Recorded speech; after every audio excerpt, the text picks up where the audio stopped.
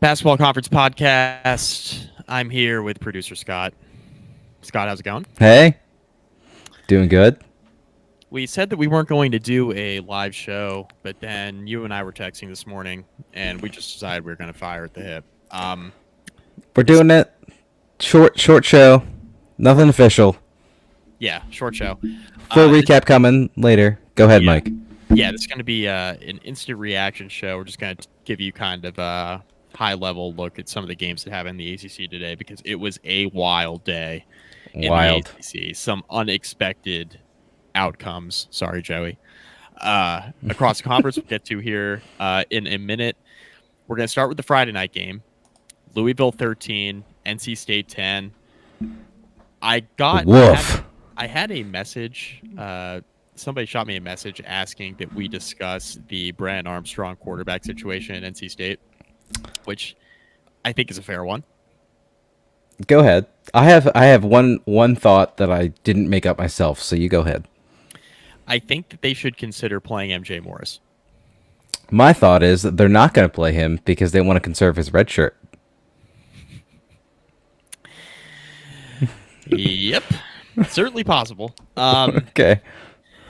Louisville was kind of lucky to come away with this game. So this was a game NC State led at halftime. Yep. It was a tale of two halves for sure. NC State, I thought, played pretty well in the first half, and then the offense just disappeared. It was gone. Pretty much entirely. Yeah, Louisville's offense, I thought, played much better in the second half. Jack Plummer, I don't think is very good, but he does. He sucks. He does what they need him to do. Bruh, he looks like a statue back there. Like, when he plays quarterback, like, he just stands in a weird orientation that makes it look like he's not athletic. And I'm like, how's this guy playing quarterback? I don't know. He looks like his dad a little bit. Standing back there. Yeah, Louisville couldn't run the ball the entire game. NC State's run defense, as advertised, pretty good. Louisville really just couldn't run the ball at all. Nope. Jack Plummer made enough plays through the air, through a touchdown pass. It was really needed, but he also threw two terrible interceptions, which he was lucky enough to get away with. Louisville kicks a couple field goals, and here we are, 13-10. NC State, man, this is one you got to have if Louisville's going to just hand it to you on the field. The quarterback play last night was dreadful. Like, I don't know. I turned it on late in the game, probably like early third quarter, and I saw nothing but trash quarterback play. Yeah, just absolute garbage. It was really bad. I've come to the conclusion that, you know, if these are not two of the worst quarterbacks in the ACC, I don't know who are. Like, there are some bad ones, and these guys are right up there. This was really, really bad. They're up there. I mean, even Phil Jerkovich made them look better tonight. Like, goddamn. Yeah, he's bad. We'll talk about them in a second because our Hokies got a nice little victory. All right, so NC State, where did they go from here? I don't know. I mean, this is a team that I think is like kind of like a fringe bowl team, unfortunately. They're stuck in a hard place. Exactly what you said. They should play the other kid, and they're not going to, I don't think, because they brought in the transfer who is going to be gone after this year. So, like, that's what they're playing for, I think. NC State's got a pretty brutal schedule coming up. They host Marshall next week. We're going to learn a lot about NC State in that game because Marshall might not be actually all that good. So on noted ACC channel, the CW, 2 p.m. next Saturday.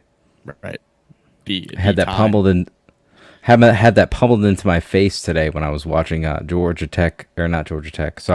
Boston College beat UVA. So we'll get there, but yeah, they couldn't stop talking about the next game on the CW coming up here next Saturday. Yes. NC State has Marshall next week. They then they travel to Duke on the 14th, which, assuming Riley Leonard is going to play that game, that is a pretty tough game to win. Yeah. Then a week off. Then they host Clemson, which Clemson looks a lot better than they did at the beginning of the year. And then they host Miami, Wake, Virginia Tech, UNC to end it. I'm not sure NC State's going to make a bowl game. That's kind of my takeaway. It's going to be tough. Uphill battle. All right, I'll be fully transparent. I didn't listen to any of the teams you just said, so I'm going to go look for myself. You said Marshall, yep, that's a toss up. Duke loss, Clemson loss, Miami loss, Wake toss up, Virginia Tech, excuse me, toss up, UNC loss. Yeah, you're right. Yeah, they're going to have a hard time making a bowl game. So just want to get that out there. Louisville is probably going to be national ranked when the AP poll comes out, and I'm still not sure they're all that good. So I think They're the they're worst. They're the worst 5-0 team in the country. yeah, they are easily the worst 5-0 team in the country. Joey calls them aggressively competent. I think that is an appropriate term. They're definitely flawed. They have a bad quarterback. Joey's got some takes on the quarterback, so I don't want to get into all that right now. Full recap coming Monday morning, everyone. Please subscribe.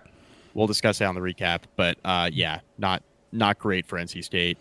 And Louisville's got plenty of questions coming out of this game too. So Louisville 13, NC State 10. That was Friday night. Yep. The JMA Wireless Dome, Clemson 31, Syracuse 14. I have two overarching takes here. Syracuse just got suffocated by the Clemson defense, and Clemson's offense looked okay today. They're coming together. I think they're learning game by game, and by maybe in like 2 weeks, they might be running like full throttle of what they're supposed to be running. Yeah.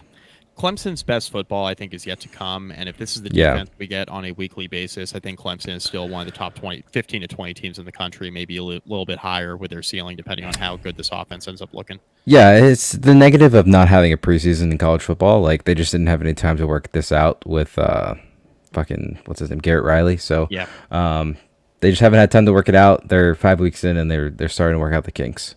Yeah, starting to work out the kinks. Clemson hosts Wake Forest next week. They have a week off, then they go to Miami. So two pretty big games ahead before. And Notre Dame, of course, looms in early November. That's going to end up being a gigantic game, I think, in Death Valley, because I think Clemson is going to be a top 20 team at that point, potentially. So, yeah, Clemson defensively looked really, really good, man. I don't know. Super solid. Syracuse, this is one of those games like we talked about in the preview. We were concerned about Syracuse's ability offensively here to really test Clemson in the running game, and really they couldn't do it. They averaged 2.9 yards per carry here, just could not get it done in the running game at all. It never felt like Syracuse was in this game, to be honest. Like I watched this game from beginning to end. It never felt like they were gonna even sniff at a chance of competing in this game. Like, yeah, the score was sort of close-ish, but like it didn't feel that way. Yeah, it kind of had the feel of the Notre Dame Duke game in the first half, except Clemson kind of finished the drill and kept Syracuse at arm's length the entire game. Yep. And I don't know, Syracuse was in that spot where like they made some plays. It looked like they were trying to stay competitive here, but they just had nothing on offense in this game. And nothing. You have to credit, honestly, you just got to credit Clemson, because Syracuse's offense this year has been pretty good. Yep. So a lot of credit to Clemson there. All right, Clemson 31, Syracuse 14. Clemson is on their way to, I don't think they'll be ranked this week, but they're on their way to getting back towards that point. Yeah, 100%. Boston College 27, Virginia 24. So good game. Honestly, good game. It was fun. I liked watching it. Better than anticipated.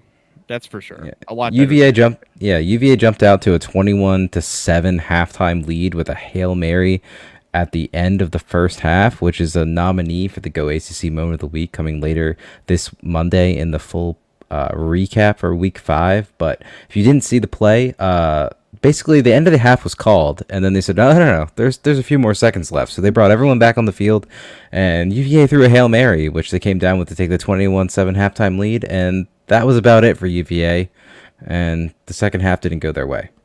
No, did not. This game totally turned. First of all, Tony Muskett started for UVA, which we hinted at on the preview. He started, and he actually played pretty well. Had a very good first half in particular. In the first half. Yeah. In the first half. Second half was a little dicey. But he finished 22 of 34 for 247 yards, 3 touchdowns, 1 interception. The interception was ugly, by the way. It was not good. Not a good interception. UVA still can't run the football. So nope. Something they could do with Calandria, they can't do now with Muskett, because he's got some wiggle to him, but he's not the runner that Calandria is. So any semblance of a run game when you have Tony Muskett in there is pretty much gone. So that's just something to take away from this game. Boston College, second half, basically snatching victory from the jaws of defeat with the way they just kind of took it to UVA. Great way to describe it. Yeah. Yeah. BC was in a lot of trouble after surrendering that Hail Mary at the end of the first half. But defensively, I thought Boston College was a lot better in the second half. Offensively, they started to get together a little bit. Thomas Castellanos stopped turning the football over. That certainly helped. He ended up with 2 touchdown passes. Pat Garwo, the third, had 87 yards and a touchdown run. Scary moment beginning of the fourth quarter of this game. Ryan O'Keefe, Boston College wide receiver, collided with, I want to get his first name right, Malcolm Green, defensive back for Boston College. They kind of went Virginia defensive back, Malcolm Green. They went head to head. Green and O'Keefe were both on the field for several minutes. Basically, their face masks collided. They basically ran head on into each other. Green eventually sat up and was helped off the field by UVA trainers.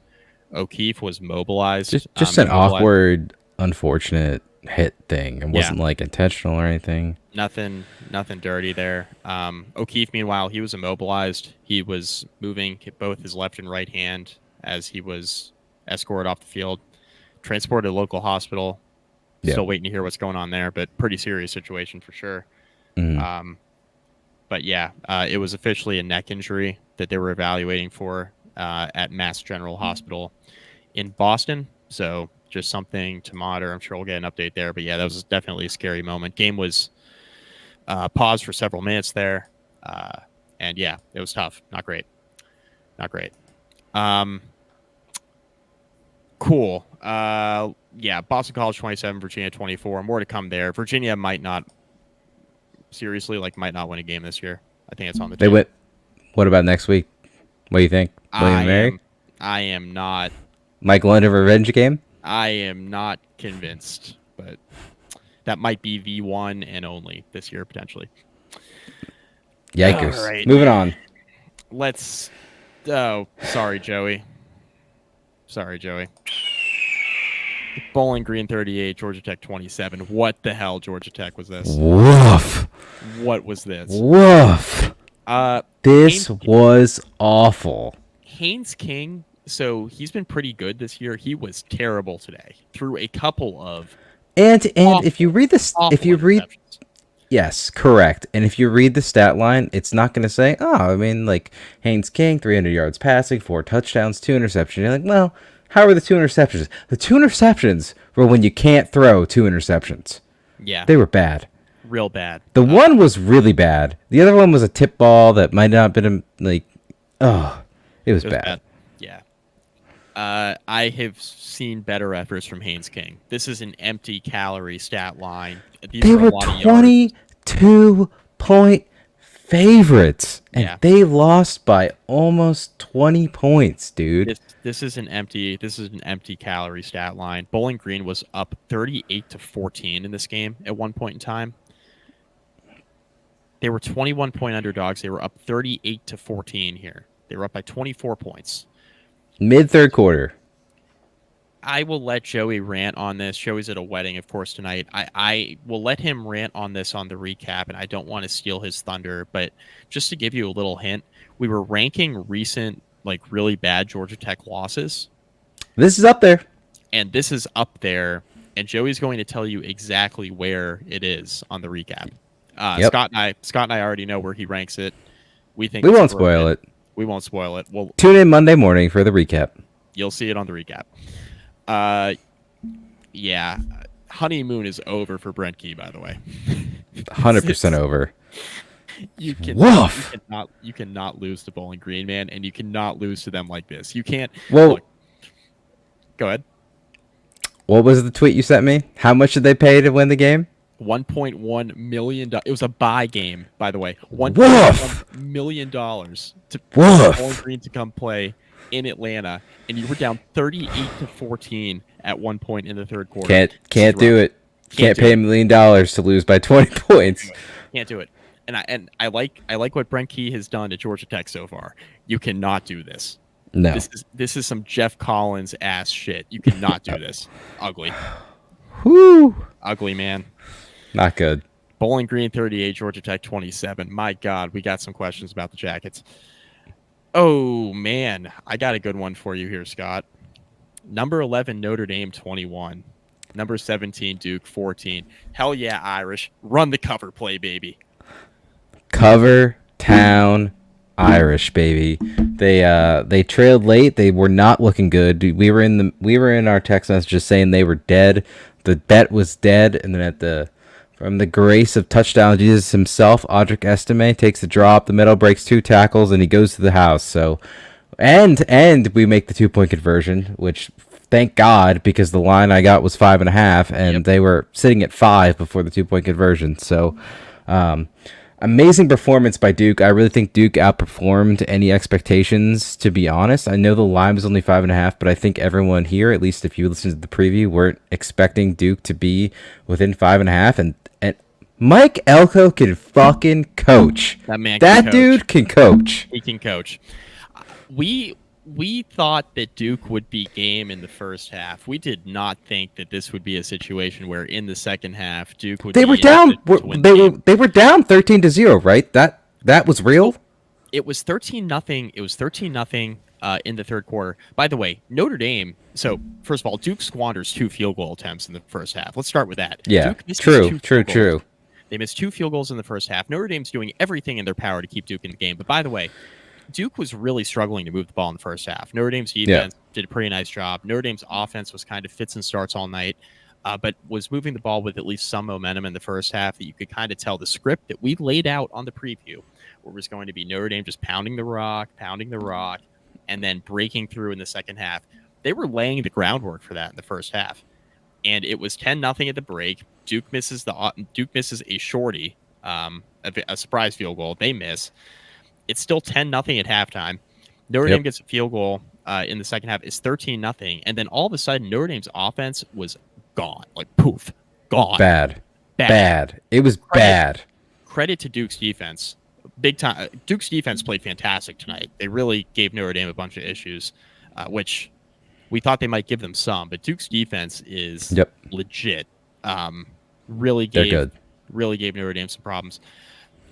This game was 14-13 Duke late in the fourth quarter. Late. Riley Leonard played his nuts off. He was, and unfortunately, it seems like he's very badly injured on like the second to last play. Might be very, very hurt. So Duke went up 14-13 late in this football game, and this was a situation where I thought Notre Dame was in. Notre Dame, they were dead. They were dead. Trouble. They were in a ton of trouble here. This is a situation, too, where, like, Notre Dame's offense hadn't really had anything going since, like, the second quarter. So the fact that they were able to go 95 yards on the final drive. Sam Hartman converts on a 4th down. Was that 4th and 16? Yep. He takes off running? Yeah, he pump faked, waited at least 3 times before he decided to scramble for it. And he's like, all right, F it, I'm running for it. And he just got there, tried to truck his way for the last yard and a half, and he just got across the line. Yep. Then one or two plays later, hands it off to Audric Estime, who breaks a couple tackles and takes it to the house. So, I mean, that was really a backbreaker. I think the show account tweeted at BC Podcast ACC, following us on X/Twitter. I think we were live tweeting throughout the game, and we were tweeting through that sequence there. But I mean, it was a tough break for Duke. They stop him there and they win the game. Like that was the game. That was the game. Sam Hartman, and like you said, we were actually, you and I were texting about this, and Sam Hartman really couldn't decide if he was going to run or throw. He really wanted to throw it. Nobody was open. He was like, can I get the 16? And he did. He got about 18. And then a couple plays later, Audric Estime on that delay play takes up the middle, breaks like 3 or 4 tackles, hits a hole, and he was gone. So that made it 19-14. I'm thinking Notre Dame's like heading to cover town. I remember they were going to go for 2 because they were going to make it a 7-point game because football coaches. The boys at home needed the 2 points. The boys at home needed the 2 points. Yeah, because college football coaches don't. Well, at least they won't tell you they live on Vegas spreads like we do. But yeah, we needed the 2-point conversion. Sam Hartman hit, I think it was Rico Flores on the 2-point conversion. But doesn't matter. He hit it. Cover town, baby. Riley Leonard. Ensuing possession with like no time left, he gets kind of bent backwards. He fumbles. Notre Dame recovers. Game is over. But his ankle rolled in a way you do not bad. Want. Yeah, looking real bad. I really hope it's better than it seemed. But Riley Leonard played his ass off. He had a great game. Like he was running all over the place. I don't think he was keeping care of the ball. It was unfortunate to see him get hurt back there with like barely any time left to play. Yeah. I really hope he's okay. Yeah, me too. Cool moment after game. Sam Hartman was just waiting for him to get out of the medical tent, and oh, really? Didn't see that. He was one of the last guys on the field. Sam Hartman was just kind of waiting for Riley Leonard to get out of the medical tent, tell him good game. That was a cool moment. But yeah, Notre Dame survives 21-14. Tough road test. This is also a tough spot.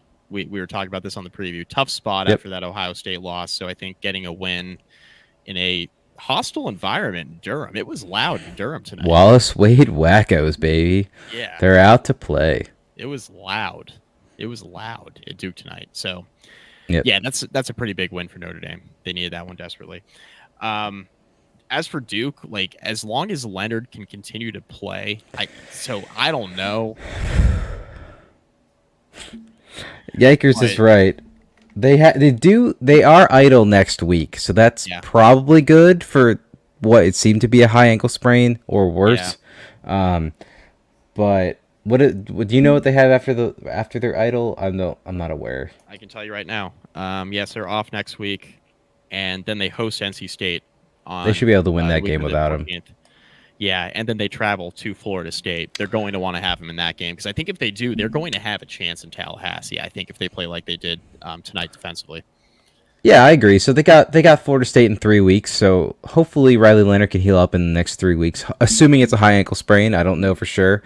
That might limit his mobility, as you know he's a very mobile quarterback. But without him, I don't see them having a chance in Tallahassee. Well, they might have a chance because Mike Elko's a good coach, but I don't know who's backing up Riley Leonard, so full transparency, I don't know that. But 3 weeks, hopefully it'll give him enough time to heal up from the high ankle sprain, assuming it's a high ankle sprain, don't know for sure.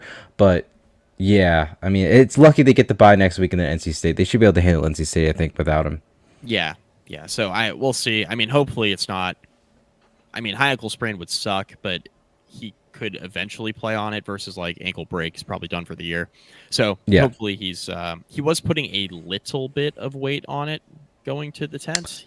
It didn't look great. Let's just put it that way. Did not look good though. So tough loss for Duke. Just a really tough loss. They had Notre Dame beat in this game, and then it was the way Notre Dame lost against Ohio State. Long fourth down conversion, drive down the field. Yeah. And lose towards the end. That's real tough. Yep. Now, the one we've all been waiting for, Scott. First of all, Joey and I predicted this game correctly, except on the thing we locked up. Virginia Tech, 38. Pitt, 21. Hell yeah, Hokies. Finally. Hell yeah, Hokies. Finally. Virginia Tech offensively in this game, my God. Kyron Drones might be the Go ACC Player of the Week. Yeah, maybe. Drones might. I mean, if college football seasons were only one game, Kyron Drones is the truth. 12 of 19 for 228 yards and 3 touchdowns. Multiple explosive plays in the passing game. Tech ran for 199 yards and 2 touchdowns. Drones had 2 of those. Had both those touchdown runs. Bayshell Tootin 24 for 109. Daquan Felton had a long touchdown catch. He had 4 catches for 81 yards. Jalen Lane, welcome back. He had a long touchdown catch. He did. Just a really, really nice performance. Now. And a weird game. And a weird game. So that's what I was going to say. Weird game. So Virginia Tech's up 21-7 at halftime. They come out, start second half. Virginia Tech takes a 28-7 lead. So Pittsburgh's only offense at this point, Virginia Tech's leading 28-7. Their only offense was a 75-yard touchdown pass from Dracovic to Bum Memes. First play. Yeah. Memes had that long touchdown catch. Outside of that, Pittsburgh had nothing offensively. In the first half. Like, absolutely nothing. And in hindsight, they still really didn't have anything. No. Weird stat line for Phil Dracovic, by the way. So 11 of 22 for 235 yards and 2 touchdowns. At one point tonight, he had 5 completions for 200 yards. That's 20 yards a completion, roughly? Yeah. Okay. Yeah. Yeah, he So, wasn't that good tonight, people. Just saying. No, real bad. Virginia Tech's defense was very solid for most of the game. Now, Virginia Tech takes this 28-7 lead in the third quarter, and Pittsburgh comes out, and Sibo Flemister catches a screen pass and takes it to the house. So now it's 28-14. He gets pushed by somebody on the Hokies for like another 20 yards. Like, Yeah. I don't know if you saw that, but basically like he pushed him assuming he would fly out of bounds, and dude just kept running. And I was like, okay. No, it was like playing it's like playing Need for Speed and hitting the nos. That's basically what happened. Yeah. Just gave him a little shove and just had a guy who runs a 4.640 just take off down the field. Yeah. That wasn't great. And then on the ensuing possession, Kyron Drones had Virginia Tech is like deep in their own territory, like after the kickoff. And Kyron Drones has the ball slip out of his hand as he's rolling to the right, and Pittsburgh recovers and takes in for a touchdown. So literally in a matter of like 5 An plays, unwarranted scoop and score from like the 2-yard line with no effort. In a matter of 5 plays, it went from 28-7 Virginia Tech to 28-21 Virginia Tech. Yeah, and I was proud of the way like we didn't seem to fold. It seemed like Brett Pry went straight to Kyron Drones and said, "Hey man, like shake it off" or something like that.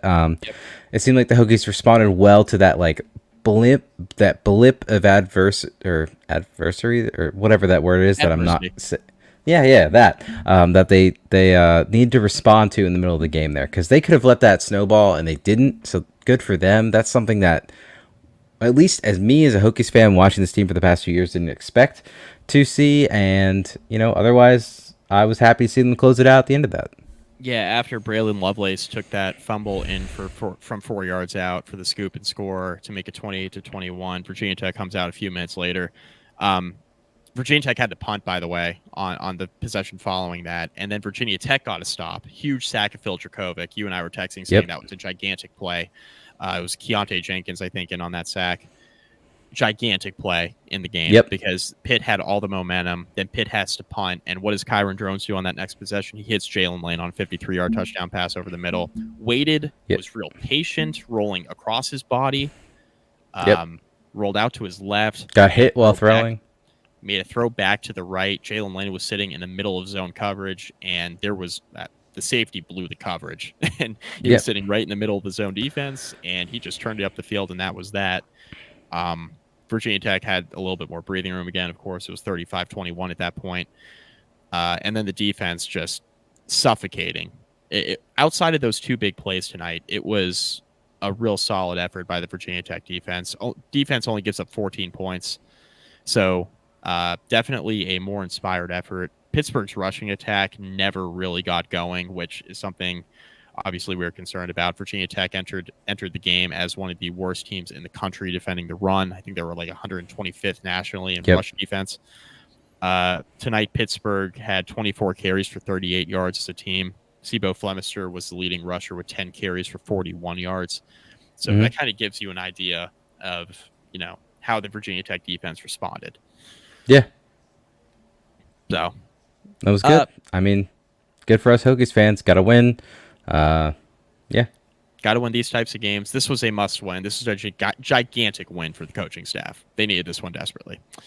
They should run that offense for the rest of the season. I don't care what's happening, but they should run that defense for the rest of the season too. Because my God, both sides of the ball. Brent Pry, after the game, I was just watching this on ACC Network, mentioned that you take out the 3 explosive runs last week, and I talked about this on the preview. I talked about the 2 explosive runs that Marshall had. Rasheen Lee had like 2 carries for 118. There was a 3rd run in there that was more than 15 yards that Brent Pry termed an explosive play in the running game, right? You take the 3 explosive run plays out last week against Marshall, and the Thundering Herd would have averaged only 1.7 yards per carry. So there were signs of this Virginia Tech defense against the run last week. Couldn't finish the drill. They did a lot better against that this week. Of course, they give up the 2 long pass plays. So what are you going to do? You can say you can take out the 3 explosive plays all you want, but when you have 3 explosive plays, it's hard to say that. Just saying. But yeah, I hear what you're saying. Agree. All right. Well, we wanted to hit a quick live stream. These always seem to do well. Some quick hitting ACC thoughts. We'll be back to we'll be recording tomorrow night, so we'll recap the games then, and then this will be live on Monday morning. Yeah. So I'll get so anyone that's listening right now, if you're not listening live, well, you'll get the live instant reactions in your podcast feed Sunday, but you also get the full recap Monday. So Mike and Joey are going to come back tomorrow night. Tomorrow night is Sunday night, and they're going to recap the full slate like they normally do, and we're going to get it out to you Monday morning. Yep. So be on the lookout for that. Shout out to our sponsors, Homefield, Section 103, Vivid Seats. Shout out to all them for their support. And we will be back on the recap. Yep. All right. So go like, subscribe. Basketball Conference Podcast at gmail.com. Email. Nailed it. Yep. All those things. Dang. We're fine from the hip here at 12:41 a.m. Eastern Time for me and Mike. So, yeah. Thanks for listening. See you. Bye.